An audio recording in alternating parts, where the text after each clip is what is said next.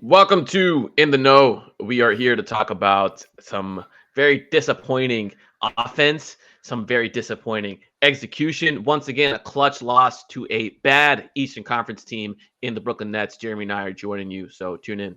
The New Orleans Pelicans select Zion Williamson. And Holiday, the dribble penetration.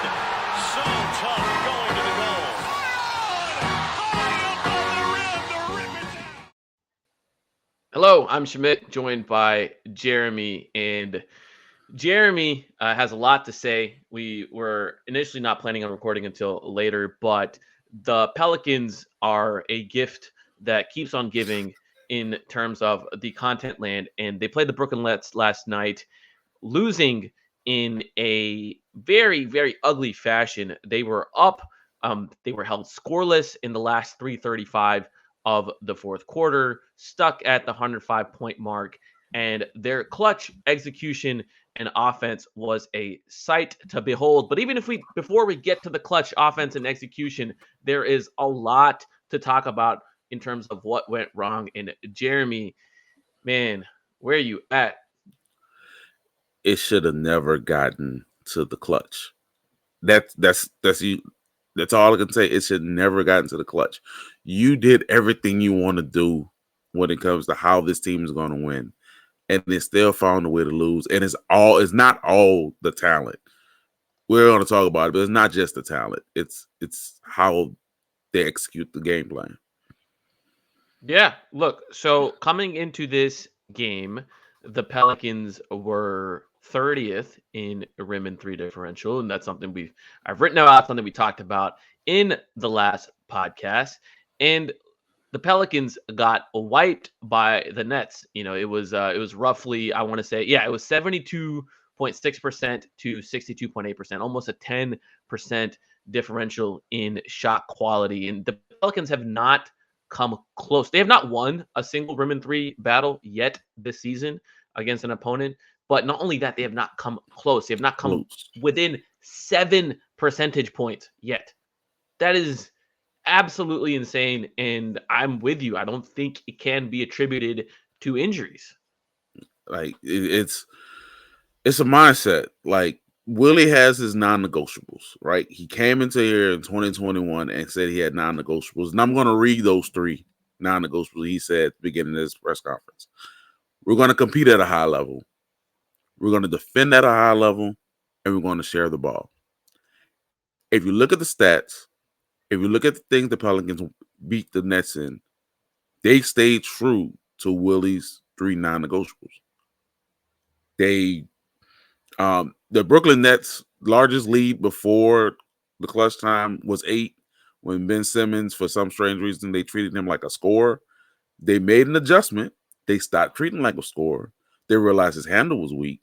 They caused turnovers. He stopped getting the assists. He had 10 assists in the first half, 3 in the second half. And basically played himself out the game because he made a bad jump hook. It was like his only bucket.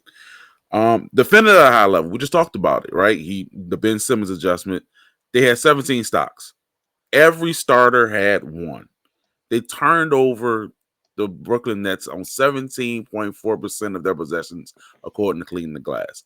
They outscored them in transition 23 to 6, because we know how bad this half-court offense is. They only lost the rebounding battle at 1.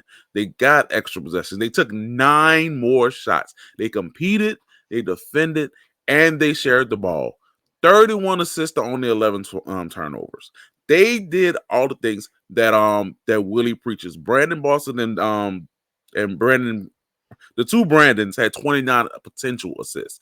They shared the ball. They was working well in the pick and roll. But Schmidt talked about it with Eve and Brandon Boston running it in practice. You saw the fruits of his labor. 17 and 11 for Misi, best game of his young career. Best passing game for Brandon Boston. Best passing game for Brandon Boston. Eve had 2 potential assists. He got one when someone hit a corner 3 in the fourth quarter. I think he also had 2, and Brandon Boston, Eves, Jose, Trey had 5 secondary assists. They moved the ball. They did all the things that are in Willie's non-negotiable. However, There is a non-negotiable that there is a negotiable that Willie has, and that's where you take shots from. And that's why this game was as close as it was, as well as losing it because you lost by another 3. A step back 3 in the clutch when you couldn't hit a shot, when you couldn't even get shots off at the goal. Yeah. Go ahead. No. I wanted to let you finish your thought. No, that's all I got right now. There's more I want to say, but that's all I got right now. Okay, so let's talk about the main thing.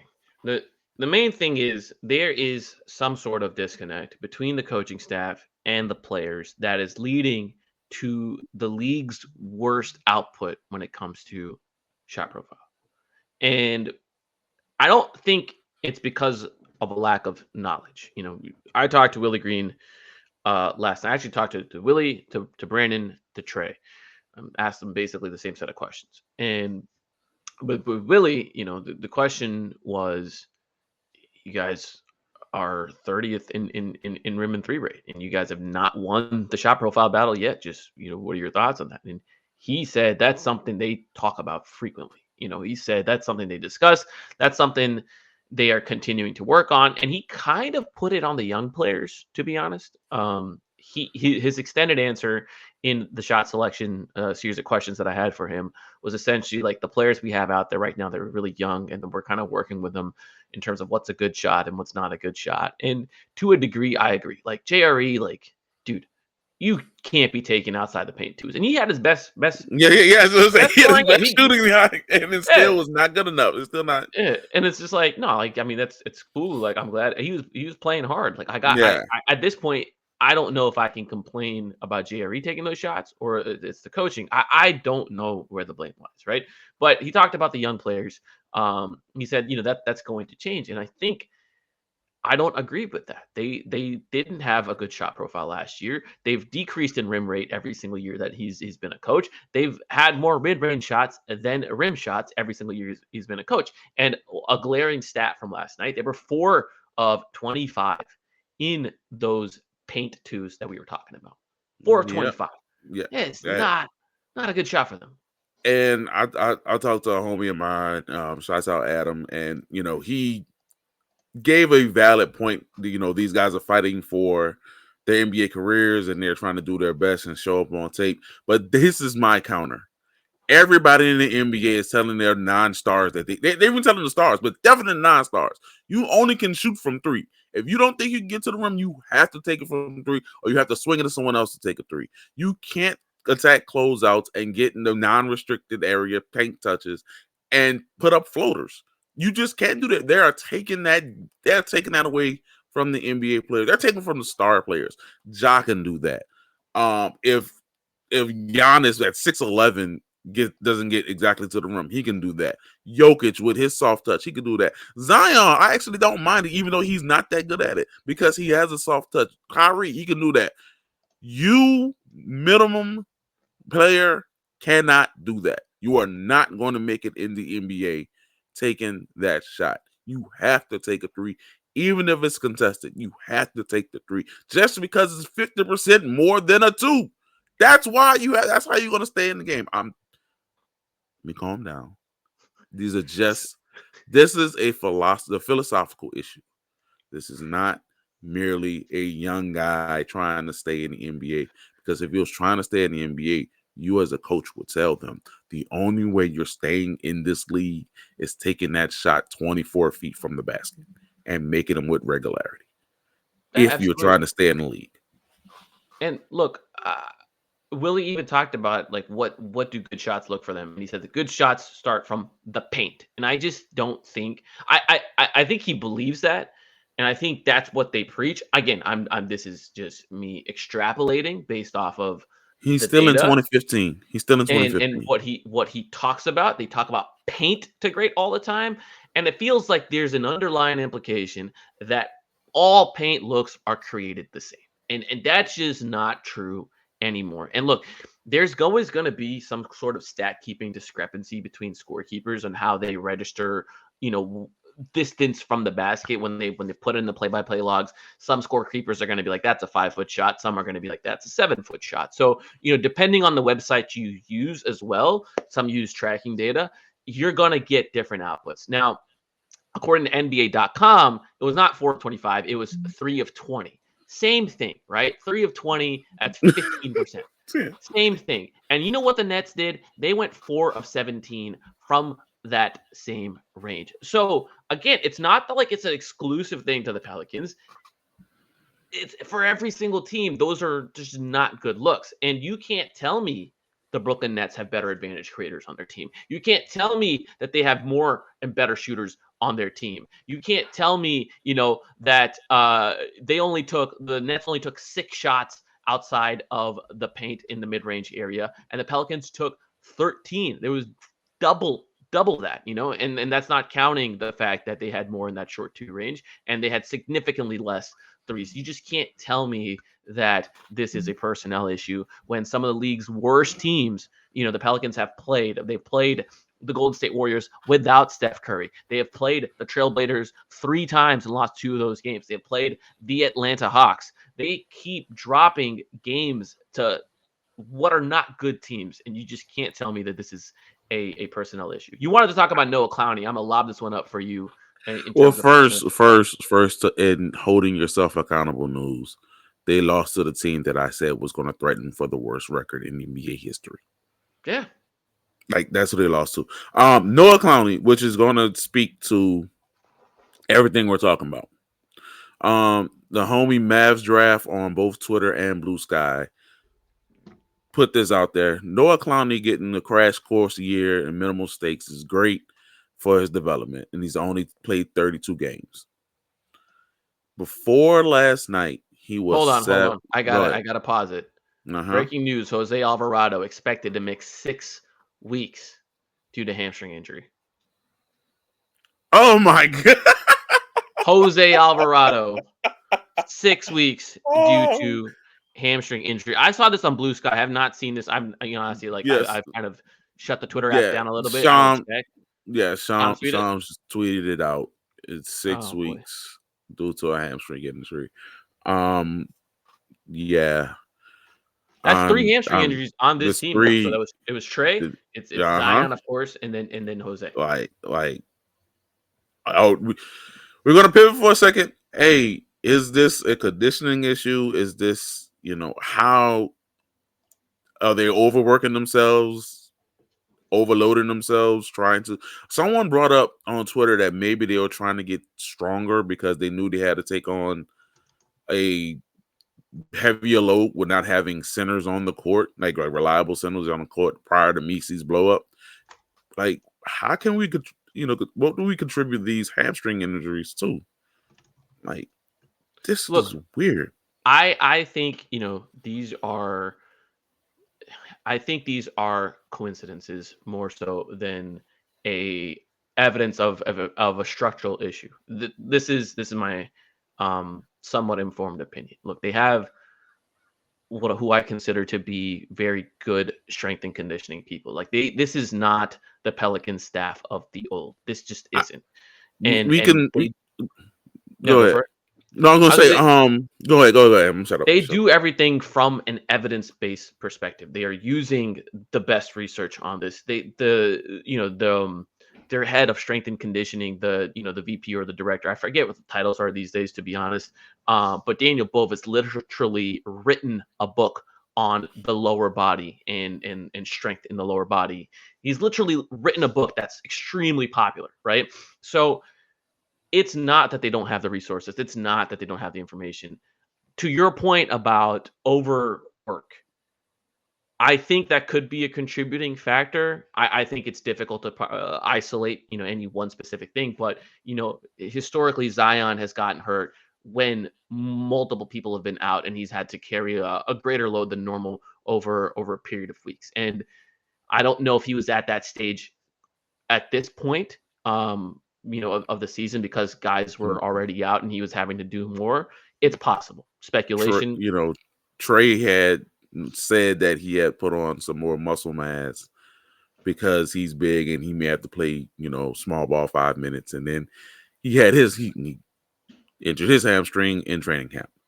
Now Jose playing more minutes than ever, right? ever. So it could be that and look, boy, Jose takes a beating when he's out there. Yes, yes, He yes. plays with so much heart, and they just throw him around, man. It's not fun, And he asked for more. And that's crazy part. He asked for more. Like he's a crazy person. right? You know. Yeah, this is season from hell, man. It's the season from hell. And if you look at that schedule, it is unrelenting. We talked about the bad team. Now there's a bunch of good teams coming up, and oh my god, what Yeah. to go Let's back to let's let's veer go back back. to the Let's the veer main back. thing. But the main thing, Noah Clowney, long and short of it. If you take away the BI and Trey 3-point attempts, every other non-big took 15 total. Noah Clowney, albeit named a center, but he's only 210 pounds. He might as well be GRE. He took 10 last night on his own. If you take away the ones from Schroeder and Cam Thomas, the engine of their offense, they took 32 outside of those two. The Pelicans took 30 total.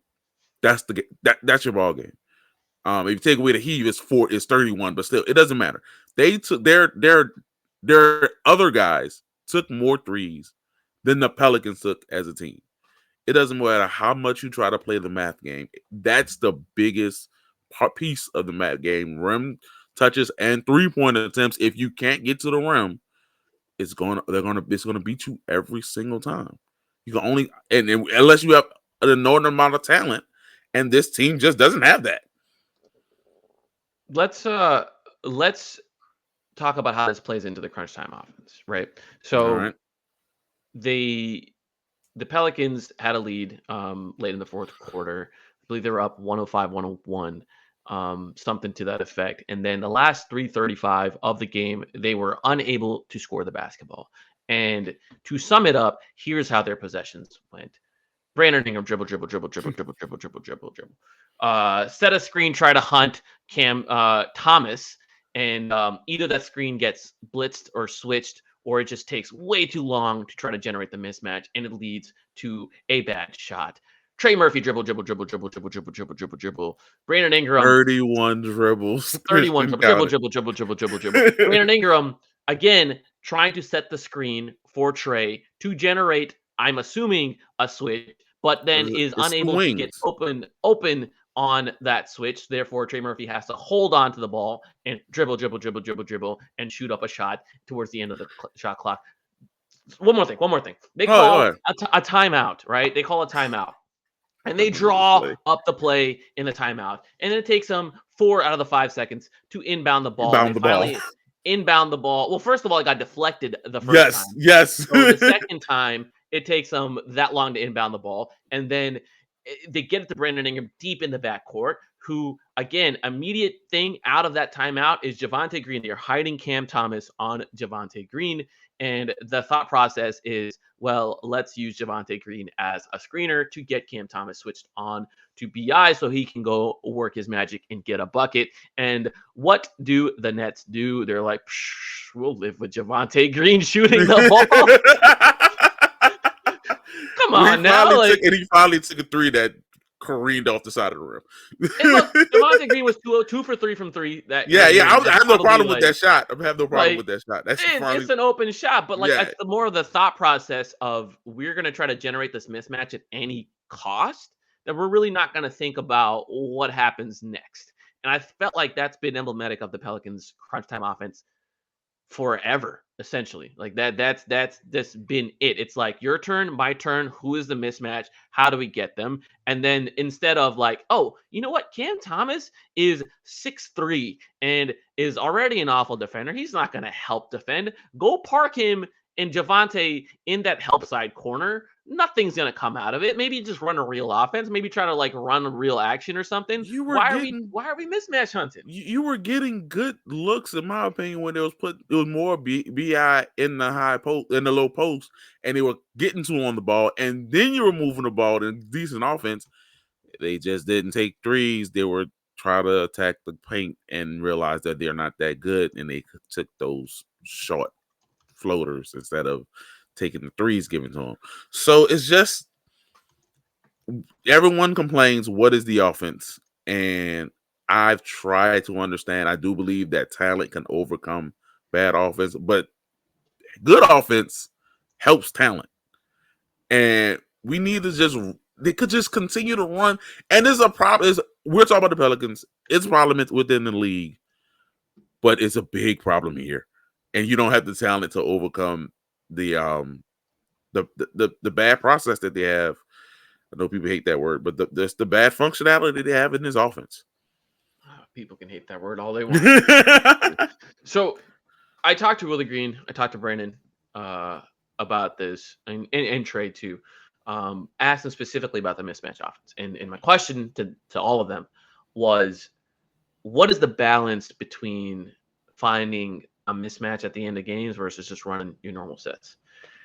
Willie had a kind of evasive answer but it was still that he still said stuff of substance. I'm not gonna just fully say he dodged the question, but he said that we've been studying end of game of offense. That's something that it's clearly been on their radar after last year's failing. And he said one thing we've discovered is that you got to put the ball in your best player's hands and you got to get in your actions quickly. And he said we didn't do a very good job of that tonight. So I think that's Can I interrupt 1 second? Yeah, that's not just a clutch. That's not just a clutch offense thing. That is an NBA has decided that Rick Pitino is inside every coach, and we're pressing after every dead ball. And the Pelicans are notoriously starting their half court sets with 17, 18 on the shot clock. And even if you have good offense, that's going to destroy good offense because all you got is one chance to get a set right, and then it's attack a mismatch. Yeah. I mean, look, yeah, it is pretty tough if you're going to be behind the eight ball when it comes to the shot clock, especially in the crunch time, especially when you lack ball handlers who are able to handle these presses, but they keep on doing it. So the answer from Willie Green was we're going to put the ball in the best player's hands, Brandon Ingram, not a foreign concept at all. He said we've got to get into these sets quickly. The Pelicans, in my opinion, we've already talked about not getting to sets quickly. Let's talk about putting the ball in Brandon Ingram's hand because I think, look, because of last night, it's a personnel thing. Maybe they really, truly didn't have that many options. But I think putting the ball in Brandon Ingram's hands isn't necessarily the best recipe for success because of the way teams are able to defend him. When he sets and he calls up people for screens, there's really no advantages created. We kind of saw that with the Javonte Green and Cam Thomas situation. That's a shot that the Nets are willing to live with. There was another instance where Trey, the Trey Brandon screen thing happened. It was an easy switch. We've seen multiple times that bigs are very comfortable switching on to Brandon Ingram.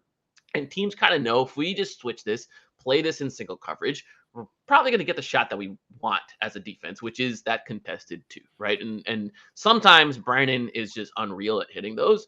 But over the course of enough attempts, that is just not a high value shot. And it hasn't really been for him either. And I think that's where they end up getting in trouble is they don't really use him off ball to try to get him into some of those positions. And then just, I think we talked to Brandon afterwards. I asked him the same question. He said, I would love in the fourth quarter to attack the mismatch and get my team good shots. That was essentially his answer. Mm-hmm. And so it just kind of speaks to, I think, again, I don't know exactly the conversations that they have, but combining all of the inputs, it seems to me that their process is give ball to Brandon set screen with weak defender, figure it out. That is the extent of it. And then as he put it on his IG, he becomes the bad guy. Okay, so talk about it. Honestly, man, I don't know where that came from. I found it funny. Well, I mean, it's 6 years. Who's blaming? Like, who is it directed to? Who do you think? I think it's directed to the public in general. Man, this is general. Like, athletes are crazy, man. We can't try to rationalize when they do things like this, man. Like, tweeting like a wide receiver. All of them are wide receivers. The dagger is coming for each one of them in their minds. For what it's worth, we have not blamed you as much, Bi. We understand the circumstances you're going through, and I think that he just doesn't have the quickest first step to take advantage of these switches, but there's no one else you're gonna trust him with the ball. Like Brandon Boston was 4-14. Like he didn't have a good shooting night, and his shot selection is just similar to Brandon. And if I'm gonna have anyone take that shot and have that thought process, I'd rather Ingram than Boston. I'm just gonna say it. Yeah, no doubt. So Or it's like you're kind of giving them a list of bad choices, and you're like, yes, okay, from this list of bad the choices, choice is Bi is the best one, and I'll eat it if I get called out for it, I'll eat it. yeah, and it's just That's like how I feel. Saying there is like all of them are aware. Brandon Ingram said we talk about the rim and three rate every single day, every single day. So there is some sort of disconnect happening where it's just it is not translating to what's occurring on the court. And look, we've admitted it will look way better when everyone's healthy. Yes, Way better. But I do think these injuries are kind of exposing things that we already knew. Like I don't know how many times I can say like, oh no, they've been, once again their process has been exposed. Like we said that for so long, but that's what is occurring, and you see it when they face off against bad teams with similar talent levels that are available, right? And Pelicans have had games with both Zion and Brandon Ingram available. They've had games with Zion, Brandon Ingram, and CJ available, and Herb available. Not many. They've had them, and they have yet to win the shot profile battle. So I have two questions to ask before we wrap this up. Had with the now Jose injury, now you actually do not have a point guard on the roster available for at least another 3 weeks. Man, this is one hell of a season. Jalen Noel time. Would you still want to see it through if they all, at least if the 6 starters, quote unquote, all get healthy? And after that, I have to ask a question about Willie. Go ahead. Define see it through. If Zion comes back with Sham saying he's also going to miss 4 to 6 weeks, but let's say if he makes the 4, let's say if it's 5, let's say it's 5, let's put it 5 weeks. He comes back 5 weeks. That's right. That's right before Christmas. Everyone else is healthy. Everyone is healthy. Would you at least try to give it 10 games before hitting the eject button? Okay. So here's where I'm at. Seeing it through, I was never on board with in terms of I think this roster needs a change and have thought so since the summer. And I don't think any of this injury stuff has changed my opinion on that. They got to move off Brandon. They got to move off CJ, in my opinion. And I understand that recency is kind of kicking all of our collective butts because Brandon has been the last man standing and he's been playing well. He's been doing his job for the most part, right? I still don't think that changes the team's financial future, and I don't think it changes the team's fit. Now, nowhere in that have I said is Zion the guy to build around right now. You cannot say that when a guy misses that much time and then it takes him another set of time to get back up to whatever play level that he's capable of. You cannot conclusively say that is the guy you need to build around. It may very well be that this team has 0 guys that you build around, right? They may just be a cast of players waiting for the Giannis or whoever. I think it's more than likely, in fact, that is the answer. But I do think in the meantime, the CJ move needs to happen at some point. The Brandon move needs to happen at some point. And with Zion, you got to figure out what is actually available out there. And if it's a bunch of crap, then that's unfortunate, right? In talking about hitting the actual eject button when it comes to tanking, that, in my opinion, regardless of my beliefs, is just not going to happen as long as that 10 seed is within reach, right? I think, in my opinion, they got to be like 10 games away from that 10 seed for them to even consider it. And right now, like that's probably gonna take a while. Like they'll probably be within 5-7 games of that 10 seed and tell themselves like we're gonna pursue it, and whoever's in that 10 seed is probably gonna decide to tank because this draft this draft is awesome. And so look, I support teams trying to win. I support entertaining basketball. I want to see all these guys on the court together. That is way more fun for me rather than getting on these pods and just being angry Yes. and Yes. being like, oh, and Yes. wow, let me see how much analysis I can offer for Jeremiah Robinson Earl. Like, like I want to talk about the main guys. It just that's what I want to do. And so I will support that, but there has to be a level of realism in that when if they're approaching that like 10 game mark from away from 10 seed, come on now. Like all the predictive models are right now are already giving the Pelicans less than a 5% chance of making the playoffs. And they've had, I think, Basketball a Reference top has them five. as 0. Basketball Yeah, Reference has 0 already. 0% yeah, chance. 0%. And they've had like a top 5 easiest schedule in the league. That schedule is only going to get worse. So what I'll flip to you is, you asked me about Willie, actually. Here's what I'll say about Willie.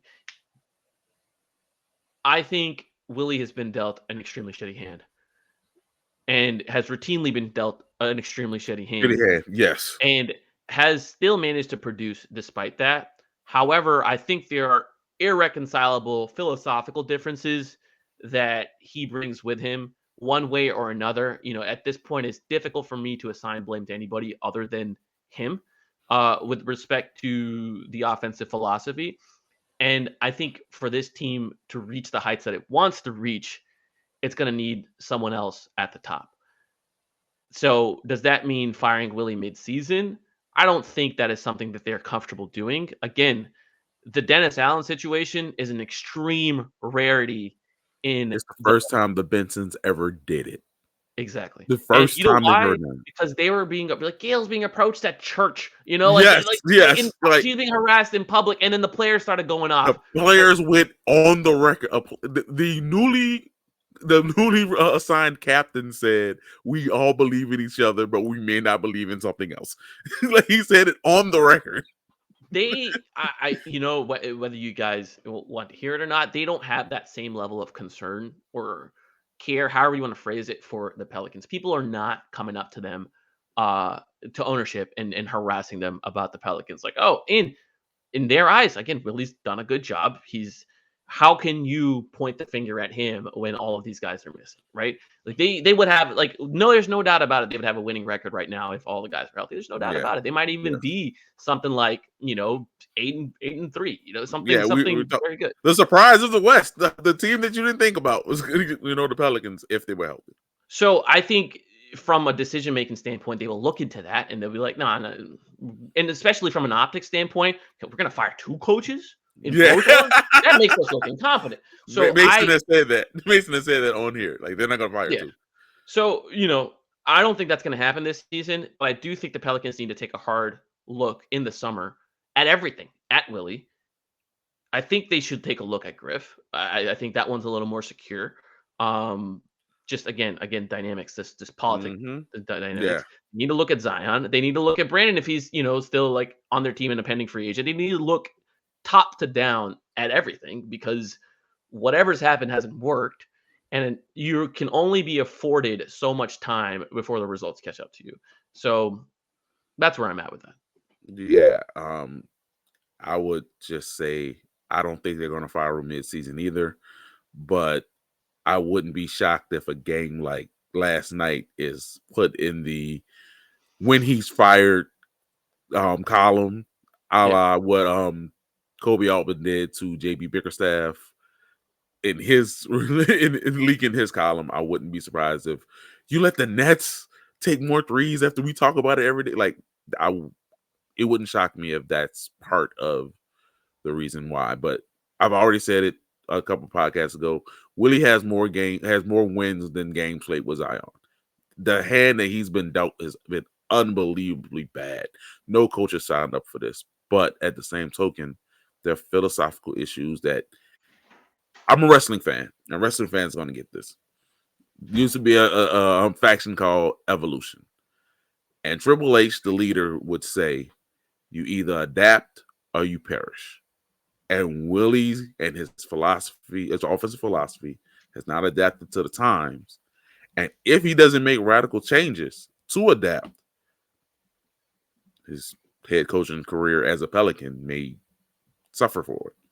They're drowning, man. They're literally drowning in the Yes. math. Like it's Yes. like they feel like they made progress and they just haven't. And I think again we talked about it. I think I mentioned a different pod, but David Grubb said at the beginning of the season, he asked Willie Green this, you guys are making progress in the win column. You're making progress in all these other columns, yet you're still finishing 9 or 10 or 8. So it seems like while you're making progress, you're standing in place.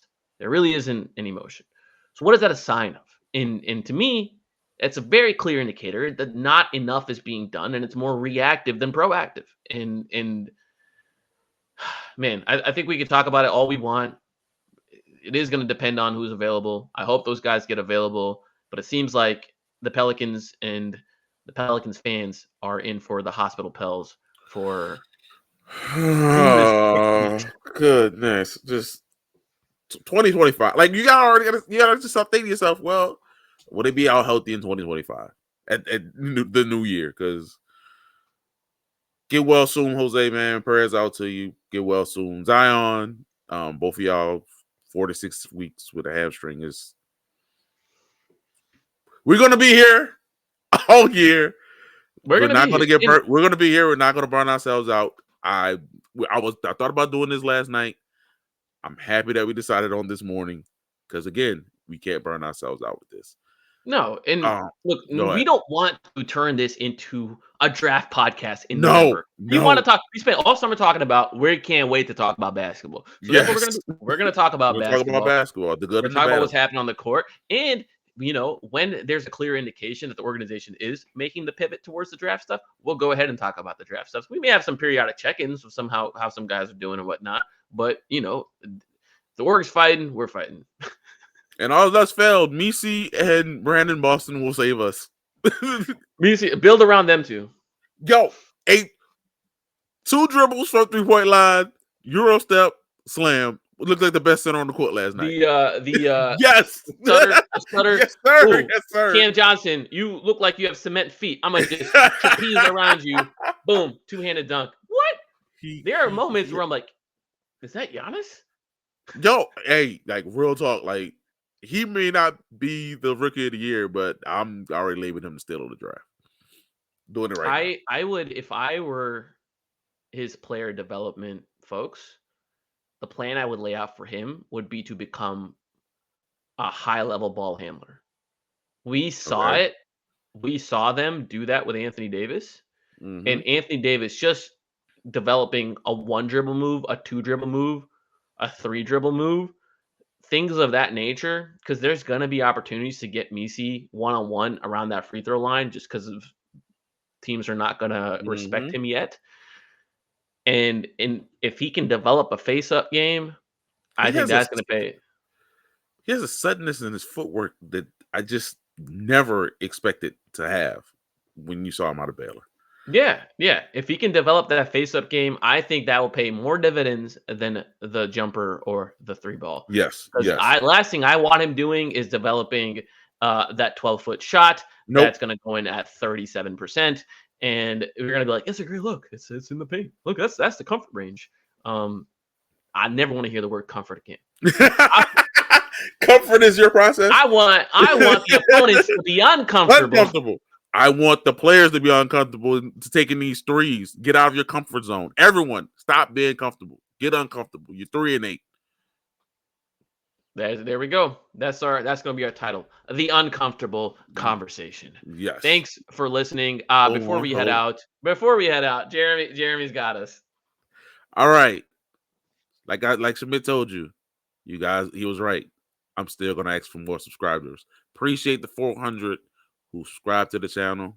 We truly thank y'all. All 401 of you guys, tell your friend to subscribe. That's all we like this episode, like the episode, like the main page, hit the bell, subscribe, share it out to the friends. Bye-bye. Bye-bye.